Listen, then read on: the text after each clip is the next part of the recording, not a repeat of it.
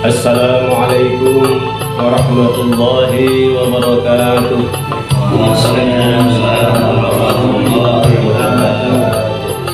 Alhamdulillahilladzi hadana li hadza wa ma kunna linahtadiya laula an hadana Allah. Allahumma salli wa sallim ala sayyidina wa habibina wa syafina wa maulana Muhammadin wa ala alihi wa sahbihi wa man tabi'ahu bi ihsanin ila yaumiddin. Asyhadu an la ilaha illallah wahdahu la syarika lah wa asyhadu anna Muhammadan abduhu wa rasuluhu la nabiyya ba'dah. Amma ba'du. Faqala Allah ta'ala fi kitabihil karim, a'udzu billahi minasy syaithanir rajim. Bismillahirrahmanirrahim. Wasari'u ila maghfiratin min rabbikum. Al-ayat. Wa qala rabbi ishrah li sadri wa yassir li amri wa hlul 'uqdatam min lisani yafqahu qawli. Subhanaka la 'ilma lana illa ma 'allamtana innaka antal 'alimul hakim. Ma'asyiral muslimin, saudara-saudara jamaah pengajian rahimakumullah. Alhamdulillah, pada malam hari ini, malam yang penuh barokah, yang berbahagia, kita bisa berkumpul bersama-sama atas izin Allah Subhanahu wa Ta'ala yang telah memberikan begitu banyak nikmat kepada kita. Salah satunya adalah nikmat dari Allah, nikmat sehat, nikmat iman, nikmat ilmu, yang pada malam hari ini kita bisa berkumpul untuk menuntut ilmu dalam rangka menggapai keriduan dari Allah Subhanahu wa Ta'ala. Semoga kita senantiasa diberikan hidayah, taufik dan inayah oleh Allah. Amin. Dan mendapatkan ilmu yang manfaat, barokah fid dunya wa dunya wal akhirah, untuk bekal kita di dunia dan sampai akhirat nanti. Amin ya rabbal alamin. Malam ini kita akan lanjutkan dan sampai kepada sifat Allah yang wajib kita ketahui, yang ke-20, yaitu kaunuhu mutakalliman. Wa yajibu fi haqqi ta'ala kaunuhu mutakalliman, dan wajib dalam haknya Allah Ta'ala memiliki sifat kaunuhu mutakalliman, yaitu keberadaan Allah itu zat yang maha berfirman atau zat yang berbicara. Wa huwa sifatullahu Ta'ala, dan sifat kaunuhu mutakalliman itu merupakan sifat bagi Allah Ta'ala azaliyatun, yang bersifat ajali, mughayyiratun lil kalami, yang membedakan dengan sifat kalam, lakinnaha lazimatun lahu, tetapi sifat kaunuhu mutakalliman ini itu lazim ya, bagi sifat kalam. Fayalzamu min qiyamil kalami bidzatihi ta'ala, maka mesti tegaknya sifat kalam itu di dalam sifat Allah Ta'ala, kaunuhu Ta'ala. Apa itu? Keberadaan Allah Ta'ala mutakalliman, yang berfirman. Wa laysa lahu tahaqqukun illa fi nafsihi faqat,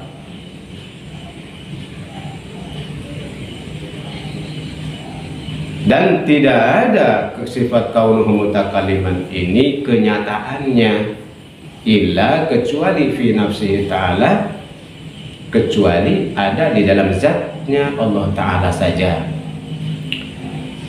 Wadidduhu kaunuhu abkama, dan lawan daripada sifat kaunuhu mutakalliman itu adalah kaunuhu abkama, bahwa Allah Subhanahu wa Ta'ala itu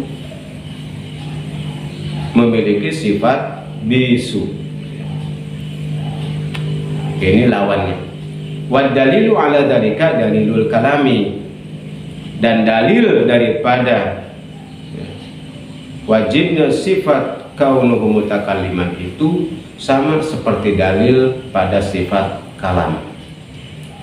Wa in syi'ta qulta wad dalilu ala wujubihi lahu ta'ala, dan apabila kamu menginginkan untuk mengatakan kamu wad dalilu dengan dalil ala wujubihi, terhadap wajibnya sifat kaunuhu mutakalliman lahu ta'ala, bagi Allah Ta'ala, annal kauna mutakalliman, bahwasanya sifat kaunuhu mutakalliman itu lazimun li qiyamil kalam.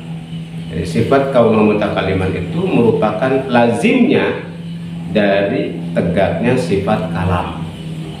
bidzatihi ta'ala, di dalam zatnya Allah Ta'ala. Wa idza sabata lahu ta'ala, dan di mana-mana tetap bagi Allah Ta'ala kaunu mutakalliman, sifat kaunu mutakalliman, istihala alaihi ta'ala, maka mustahilah bagi Allah Ta'ala kaunu akhrasa, adanya Allah itu bisu, mustahil. Wa ma fi ma'nahu alladhi, dan perkara yang tetap di dalam makna akhrasa tadi, huwa, bahwa itu didu kauni ta'ala, itu merupakan lawannya dari keberadaan Allah Ta'ala mutakalliman. Fahadi sifatu, maka sifat-sifat ini al-wajibu lahu ta'ala, yang wajib bagi Allah Ta'ala, al-ishruna, yaitu sebanyak 20 sifat yang wajib bagi Allah Ta'ala, wal mustahilatul al-ishruna, dan yang mustahilnya juga sebanyak 20 sifat. Allati yajibu ala kulli mukallafin ma'rifatuha, yang diwajibkan bagi setiap mukallaf ma'rifatuha, untuk mengetahuinya, tafsilan secara rinci, bidalili, dengan dalil, walau ijmalian, walaupun dengan dalil-dalil yang ijmal, dalil-dalil yang umum. Summa yajibu ayya'taqida ijmalan annahu ta'ala, kemudian wajib, ya, bahwasanya mengiktikadkan para mukallaf tadi. Mukallaf ini orang yang ditaklif, yang telah berkewajiban menjalankan perintah Allah, namanya mukallaf. Orang-orang yang sudah akil balik itu mukallaf.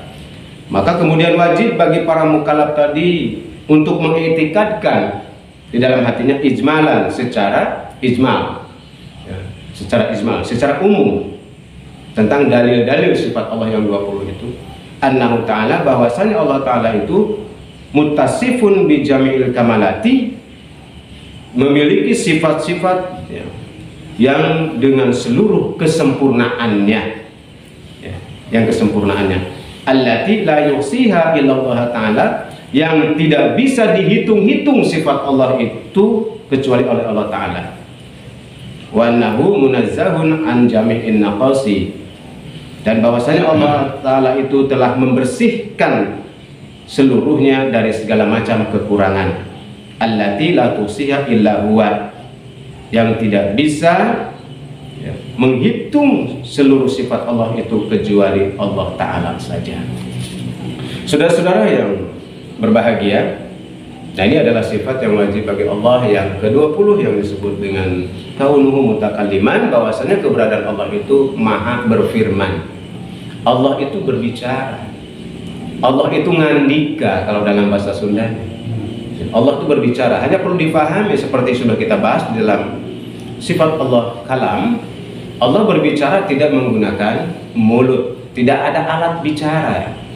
Kemudian kalam Allah itu tidak berbentuk suara, tidak berbentuk huruf, dan tidak berbentuk bahasa tertentu. Tidak ada. Jadi firman Allah ini tidak berbentuk suara, tidak berbentuk huruf, dan tidak berbentuk bahasa-bahasa tertentu. Ini perlu dipahami oleh kita, ya, bahwa kalaupun Allah berfirman, Allah berbicara, itu tidak sama dengan pembicaraan makhluknya. Tidak sama berbicaranya Allah dengan semut, tidak sama berbicaranya Allah dengan tumbuhan, tidak sama berbicaranya Allah dengan manusia, tidak sama berbicaranya Allah dengan malaikat dan jin, tidak. Pokoknya Allah tidak sama dengan seluruh makhluk yang diciptakan. Hanya Allah saja yang mengetahui bagaimana bentuk pembicaraan Allah itu, ya. Nah, ini sifat kalam juga, itu sifat ajali. Artinya sejak ajali, sejak terdahulu, sejak dahulu memang Allah sudah memiliki sifat itu, bukan baru. Nah, kalau manusia ketika bayi belum bicara, apalagi dalam perut, ya, belum. Bahkan ketika mau bicara aja dia belajar terlebih dahulu untuk bisa bicara. Paling-paling bisa bicara setelah umur 2-3 tahun baru bisa bicara. Nah, itulah manusia, ada proses pembelajaran untuk bisa bicara. Allah tidak. Tidak baru. Tapi sejak dulu, sejak keberadaan Allah, bersama dengan keberadaan Allah, Allah sudah memiliki sifat kalam, maha berfirman. Allah berfirman, Allah berbicara dalam hal ini. Nah, jadi ini juga sama sifatnya ajari, kemudian juga merupakan kelaziman daripada sifat kalam, ya, sifat kalam. Yang kita ketahui sifat kalam ini adalah sifat ma'ani, yang kemudian setiap sifat ma'ani akan memiliki sifat ma'nawiyah. Nah, kaunuh mutakaliman ini adalah sifat ma'nawiyah dari sifat kalam yang merupakan kelaziman dari sifat kalam, kaunuh mutakaliman. Jadi Allah itu zat yang maha berfirman. Allah itu berfirman. Nah, karena Allah berfirman, maka lazim Allah itu memiliki sifat senantiasa berfirman. Lazim berfirman, ya. Lazim berfirman. Jadi tidak ada masa-masa berhenti. Firman Allah itu tidak ada. Sejak ajali sampai kemudian yaumil akhir itu, kalam Allah ini selalu ada. Kalam Allah selalu terus, tidak terhenti, ya, tidak terhenti. Karena kita ketahui bahwa alam semesta ini berada dalam pengendalian Allah, dalam pengaturan Allah semuanya. Masya Allah, kita manusia, sehebat apapun akal pikiran kita, ilmu kita, kita tidak akan bisa menjangkau seluruh kalam Allah, seluruh ciptaan Allah. Masih lebih banyak yang tidak kita ketahui dibandingkan dengan yang kita ketahui, ya. Masih banyak yang tidak kita ketahui, amat sedikit yang kita ketahui daripada keberadaan ciptaan Allah ini. Lebih banyak yang tidak diketahui. Begitu luasnya, kita hanya tahu dunia, bumi, sementara ciptaan Allah itu alam sejagat, alam semesta dengan berbagai macam galaksi, ya. Berbagai macam planet-planet yang luar biasa yang tidak bisa dijangkau oleh manusia. Itu adalah ciptaan Allah. Dan di situ ada kalam Allah. Oleh karena itu di dalam pengaturan alam sejagat ini, ya, kalam Allah tidak pernah berhenti, ya, untuk mengatur itu semua. Nah, sifat kaunul kalam ini berkaitan dengan kudrat dan iradat Allah. Begitu Allah berkehendak, maka Allah mengatakan kun fayakun, terjadilah. Nah, kita bayangkan berapa banyak peristiwa-peristiwa yang terjadi di alam semesta ini. Gak usah jauh-jauh. Berapa banyak daun yang jatuh dalam satu detik sealam dunia. Daun yang jatuh dari satu pohon saja udah banyak. Belum sealam dunia. Belum bagaimana tentang cacing-cacing yang mendapatkan makanan. Itu atas izin Allah. Binatang-binatang bergerak kemudian mendapatkan makanannya. Itu baru binatang-binatang. Begitu banyaknya miliaran jumlah binatang, dan itu semua berada dalam pengendalian Allah, semua berada dalam kalam Allah, ya. Jadi luar biasa. Allah Subhanahu Wa Taala terus berkalam, ya, sejak ajali kemudian sampai yaumil akhir nanti, tidak akan berhenti, ya, menentukan kalamnya, yang kemudian juga menentukan kudrat dan iradatnya bagi alam semesta, bagi ciptaannya di sisi Allah Subhanahu Wa Taala. Dan saudara-saudara sekalian, untuk memahami kalam Allah ini atau kaunuhu mutakalliman ini, fahami oleh kita ayat-ayatnya. Kalam Allah itu terletak pada ayat-ayatnya, sudah ada di dalam ayat-ayatnya, yaitu ayat-ayat yang berbentuk Qur'aniyah dan ayat-ayat yang berbentuk kauniyah. Ayat-ayat Qur'aniyah firman Allah itu terletak di dalam Al-Qur'anul Karim. Nah, itu adalah kalamullah di situ. Tapi jangan difahami oleh kita kalamullah itu berbentuk tulisan dalam Al-Qur'an, bukan. Ya. Kemudian juga berbentuk bahasa Arab atau dalam bahasa Arab, tidak. Ya, tidak berbentuk bahasa tertentu. Bagaimana kalau Allah ini nyampe kepada Rasulullah SAW? Nah, karena Rasulullah SAW ini orang Arab, maka kalam Allah yang masuk ke dalam qalbu Rasulullah SAW berbentuk wahyu itu difahami oleh Rasulullah dalam bentuk bahasa Arab, ya, difahami dalam bentuk bahasa Arab, maka disampaikan oleh Rasulullah SAW dalam bentuk bahasa Arab karena beliau adalah orang Arab.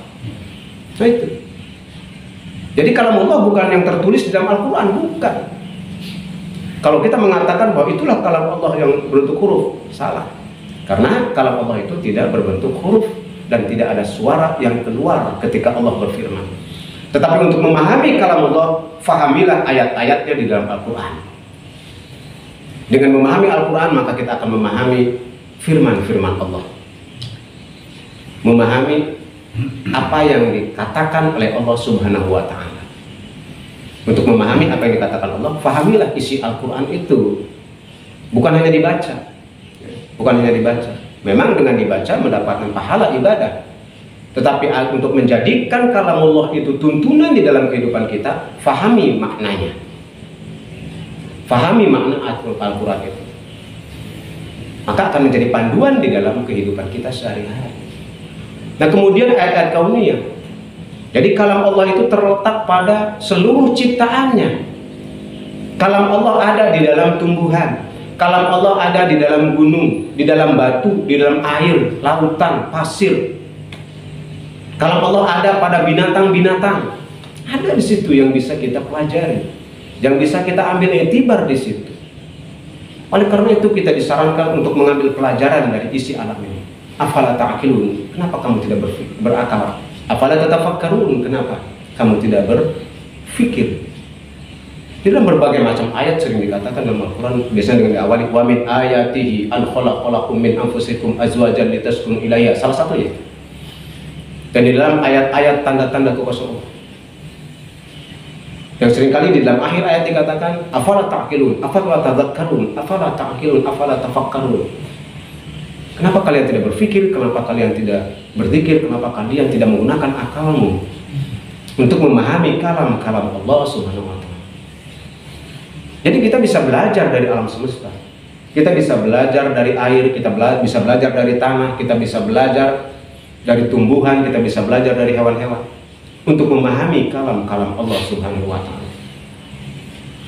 Bahkan seringkali kalam Allah dalam bentuk isyarat-isyarat, tanda-tanda alam. Tanda-tanda alam. Tanda-tanda alam. Ada gejala-gejala alam yang terjadi lewat matahari, lewat angin. Di situlah ada tanda-tanda kalam Allah yang bisa menjadi pelajaran bagi kita. Yang bisa menjadi pelajaran bagi kita. Nah, disinilah umat-umat muslim untuk senantiasa mentafakuri seluruh ciptaan Allah Subhanahu wa Ta'ala.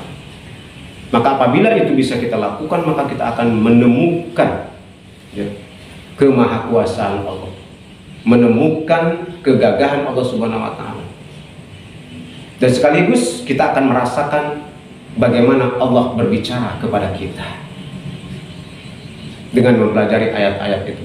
Dengan mentafakuri ayat-ayat Qur'aniyah dan ayat kauniyah, maka kita akan bisa merasakan bagaimana Allah berbicara kepada kita, kepada kalbu kita, yang pada akhirnya nanti apabila ini sering kita lakukan akan menimbulkan ketajaman di dalam basyirah kita, ketajaman di dalam kalbu kita, di dalam hati kita, untuk bisa merasakan bagaimana Allah berbicara, merasakan isyarat yang diberikan oleh Allah kepada diri kita, isyarat langsung dari Allah Subhanahu wa Ta'ala. Kalau kepada Nabi berbentuk wahyu, kalau kepada manusia biasa berbentuk isyarat atau berbentuk ilham yang masuk ke dalam qalbunya. Jadi ketika melihat sebuah peristiwa, melihat sebuah gejala, dia merasakan bagaimana Allah menyampaikan hikmahnya kepada kita. Akan diberikan isyarat di situ, isyarat kebenaran tentunya, yang tidak berisi tipuan. Hanya diberikan kepada orang-orang yang memang sudah mengenal Allah dengan baik, yang disebut yang sudah mencapai maqam ma'rifatullah. Jadi bisa merasakan di situ bagaimana Allah berbicara, bagaimana Allah menentukan kudrat dan iradatnya sedemikian rupa untuk keberlangsungan makhluknya di alam sejagat ini. Nah, kemudian lawannya adalah kaunuhu abgama, Allah itu bisu. Nah, tentu saja ini mustahil. Mustahil Allah bisu. Jangankan Allah, manusia yang bisu saja kan sulit untuk berbicara, untuk menyampaikan sesuatu, apalagi Allah. Oleh karena itu, ini adalah sifat yang mustahil bagi Allah. Bisu itu adalah merupakan sifat yang mustahil bagi Allah Subhanahu wa Ta'ala. Allah mustahil memiliki sifat bisu. Allah wajib memiliki sifat kaunuhu mutakalliman, yaitu zat yang maha berfirman dan maha berbicara. Saudara-saudara sekalian, kalau kita sudah meyakini bahwa Allah itu berbicara, berarti sebetulnya terbuka komunikasi kita dengan Allah. Sama aja dengan manusia. Kalau kita sudah tahu bahwa seseorang ini berbicara, maka akan terjadi komunikasi kita dengan dia. akan terjadi dialog. Kalau tauhid kita sudah benar dan meyakini bahwa Allah ini memiliki sifat kalam, Allah ini juga memiliki senantiasa berkalam yang disebut dengan kaunul mutakalliman, maka kita tidak ragu lagi bahwa sebetulnya kita bisa berkomunikasi dengan Allah dalam bahasa yang dikehendaki oleh Allah Subhanahu wa taala. Jadi manusia sebetulnya bisa berkomunikasi dengan Allah. Salah satunya di dalam ibadah sholat. Hakikatnya sholat itu adalah merupakan komunikasi kita dengan Allah, bukan sekedar ibadah ritual. Sholat itulah merupakan saat yang tepat kita berkomunikasi dengan Allah, berdialog dengan Allah Subhanahu wa ta'ala. Silahkan diamati di situ tata cara sholat, bacaan-bacaan sholat, mulai dari takbiratul ihram sampai kemudian ucapan salam, itu banyak di situ kalimat-kalimat dialog dengan Allah Subhanahu wa ta'ala. Bahkan ada doa-doa. Nah, ketika kita berdoa kepada Allah, kan berarti kita sedang berdialog dengan Allah, bukan monolog. Ya, bukan monolog. Bukan kita berbicara dengan sesuatu yang tidak mendengar, bukan berbicara dengan sesuatu yang tidak juga berbicara, atau dengan yang bisu, bukan. Ya. Artinya dimungkinkan ketika kita bermunajat kepada Allah Subhanahu wa ta'ala, pada saat bersamaan Allah menjawab doa-doa kita. Bagi yang bertauhid yakin bahwa sebetulnya Allah menjawab doa-doa kita, menjawab ucapan-ucapan kita, menjawab permohonan-permohonan kita. Tentu saja dengan cara yang hanya Allah ketahui. Yang terpenting, kita yakin bahwa Allah mendengar, Allah mengetahui apa yang kita sampaikan. Dan yang terakhir ini, kita yakin Allah menjawab apa yang kita sampaikan kepadanya. Jawabannya bermacam-macam. Ya tadi itu jawabannya boleh jadi ada di dalam Al-Quranul Karim jawabannya. Boleh jadi jawabannya ada dalam isyarat alam semesta. Kita dikasih isyarat oleh Allah Subhanahu wa ta'ala. Dikasih tanda-tanda sebagai bentuk jawaban daripada apa yang kita sampaikan kepada Allah Subhanahu wa ta'ala. Atau ada isyarat di dalam kalbu kita, di dalam batin kita, bahwa Allah menjawab apa yang kita sampaikan. Itulah yang disebut dengan nanti timbulnya hidayah, timbulnya taufik ke dalam kalbu kita. Ya. Ketika kita menginginkan sesuatu, kemudian digerakkanlah hati kita untuk mencapai apa yang kita inginkan tadi. Itu namanya jawaban dari Allah. Karena hati kita digerakkan oleh Allah. Ya. Katakanlah seperti ini. Ketika kita memohon kepada Allah Subhanahu wa ta'ala agar dibukakan rizki, ya Allah, bukakanlah pintu rizki bagi hamba ya Allah, rizki yang barokah, rizki yang manfaat. Nah, tiba-tiba dalam hati kita timbul rasa untuk meraih rizki tadi, ada keinginan di dalam hati kita untuk melakukan sesuatu, menjemput rizki itu. Nah, itulah jawaban Allah. Bentuk isyaratnya apa? Menuntun hati kita untuk menjemput rizki itu. Menjemputnya macam-macam. Ya. Apakah dengan cara berdagangkah, dengan usahakah, dengan bekerjakah, dan sebagainya dan sebagainya. Atau datang ke suatu tempatkah, datang kepada seseorangkah. Hati kita dituntun oleh Allah untuk melakukan sesuatu sehingga didapatlah rizki itu. Begitu juga misalkan, ya Allah, berikanlah kepada hamba ilmu yang bermanfaat. Ya. Kita menginginkan diberikan ilmu oleh Allah, ilmu yang bermanfaat. Pada saat itu langsung Allah menjawab bentuk isyarat ke dalam kalbu kita, digerakkan hati kita untuk mendatangi majlis-majlis ilmu. Bahkan untuk mendatangi majlis ilmu, Allah lah yang menuntun majlis ilmu yang mana yang dia datangi. Digerakkan hati kita oleh Allah sehingga dia tanpa ada rasa beban berat, dia hadir di majlis ilmu itu. Artinya disitulah Allah mengabulkan permohonan kita ingin mendapatkan ilmu yang bermanfaat. Allah menuntun hati kita sehingga hati kita tergerak. Sebab apabila Allah tidak menggerakkan hati kita, maka kita tidak akan bisa melangkahkan kaki, tidak bisa bergerak. Walaupun kita berdoa berkali-kali, tapi kalau hati kita tidak digerakkan, maka kita tidak akan sampai kepada yang dituju. Itulah jawaban-jawaban Allah sebetulnya. Jadi kita harus mengetahui isyarat-isyarat itu. Setiap apapun yang kita lakukan, ya, apa yang kita rasakan, kemudian kita sampai melakukan sesuatu, yakini bahwa disitulah Allah